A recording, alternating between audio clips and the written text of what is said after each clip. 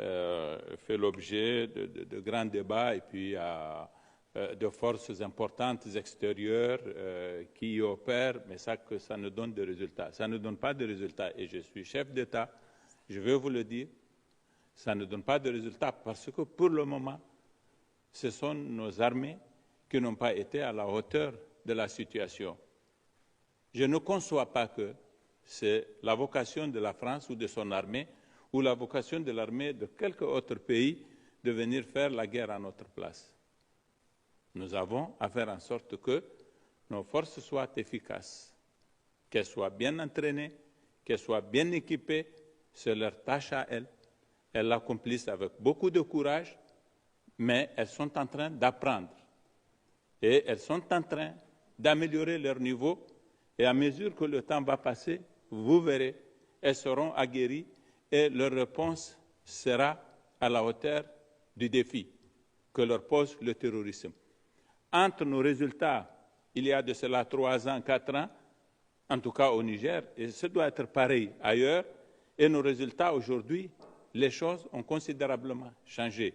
Je voudrais que les Africains comptent sur leurs armées, d'abord, et les autres peuvent seulement venir en complément. Je l'ai dit tout à l'heure, dans ce que nous n'avons pas, tout simplement, c'est une question de moyens financiers.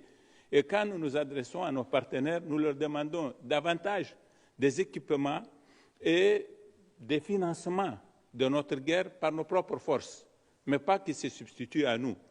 Donc, 5 000 soldats français sur le territoire du Mali ne vont pas régler les problèmes du Niger, du Burkina, de Côte d'Ivoire. Et d'ailleurs, c'est très clair, il faut que nous le sachions. Deuxièmement, je suis aussi interpellé quand même par la question posée au président Macron relativement aux situations du Tchad et au Mali.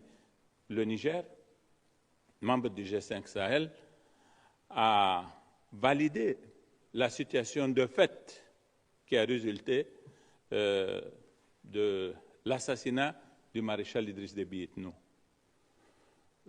Nous aurions pu nous dire, dans le cadre de l'Union africaine, qu'il s'agit d'un coup d'État. Mais ce serait simplifier les choses que de réagir comme ça. Parce que si, lorsque le maréchal avait été tué, que les débats avaient consisté à dire qu'il faut mettre en place une transition de 90 jours, appliquer la Constitution, faire en sorte qu'on ait un président élu dans les 90 jours prévus par la Constitution, alors que le pays était agressé de l'extérieur, on le sait, et n'étant pas sûr de la cohésion de l'armée, de l'état de son moral, de ses capacités à faire face à cette situation, si c'est la Constitution dans sa lettre qui devait être appliquée, il y avait des risques que ce pays, qui constitue un pôle de stabilité dans notre zone, bascule aussi dans l'instabilité. Même si nous devrions considérer qu'il s'est agi d'un coup d'État, la raison commande que nous fassions le pari que, à la faveur de cette transition pour laquelle nous avons exprimé notre point de vue et demandé de faire les choses conformément à un certain nombre d'objectifs qui nous ont été promis et sur lesquels nous sommes en train de marcher, qu'on envisage donc une transition qui permette un dialogue et qui fasse en sorte que le Tchad ait peut-être un nouveau départ. C'est le pari que nous avons fait pour la stabilité de notre région. Nous aurions pu être très à l'aise pour dire que c'est un coup d'État, nous le condamnons, et après, qui va faire face aux colonnes des rebelles? Et si elles venaient jusqu'à N'Djamena et qu'il y a une guerre civile, quels vont en être les résultats? Qui va appliquer la Constitution en ce moment? Quelle est la modalité de l'application de la Constitution? C'est autant de questions complexes que nous nous sommes posées et qui ont présidé à notre décision de dire on fait le pari avec les militaires et c'est le travail de suivi que fait l'Union africaine aujourd'hui.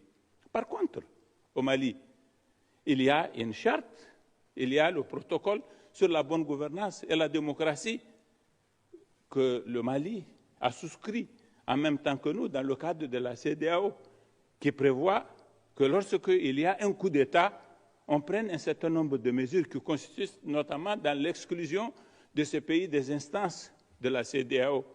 C'est ça que nous avons demandé au sommet que nous avons tenu à Accra. Et nous n'avons pas été d'accord avec ceux des chefs d'État qui pensaient que non, bon, c'est pas bien, on ferme les yeux. Nous avons dit, mais nous sommes partisans de l'état de droit. L'état de droit prévoit quelque chose de très précis. Ici, il s'agit de l'appliquer.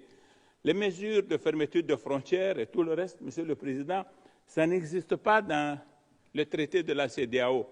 Voilà pourquoi nous, Niger, nous n'avons pas préconisé cela, mais nous avons été intraitables quant à mettre en œuvre les dispositions prévues par la CEDEAO. Il ne faut pas permettre que des militaires prennent le pouvoir parce qu'ils ont des déboires sur le front où ils devraient être et que les colonels deviennent des ministres qui viennent des chefs d'État qui va faire la guerre à leur place. Ce serait facile qu'à chaque fois qu'une armée dans nos pays a des échecs sur le terrain, elle vienne prendre le pouvoir. C'est ça qui s'est passé par 2 fois au Mali. En 2012, les militaires avaient échoué, ils sont venus faire un coup d'État. Cette année encore, en 2020, ils ont fait la même chose. Ce n'est pas de choses acceptables et nous avons pris les mesures de sanctions prévues par la CEDEAO, par le traité de la CEDEAO.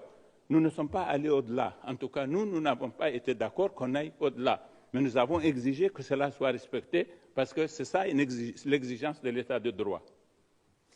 Merci. Nous arrivons à la fin de cette conférence de presse. Nous vous remercions tous. Merci beaucoup. Voilà, merci. Merci. Merci à vous.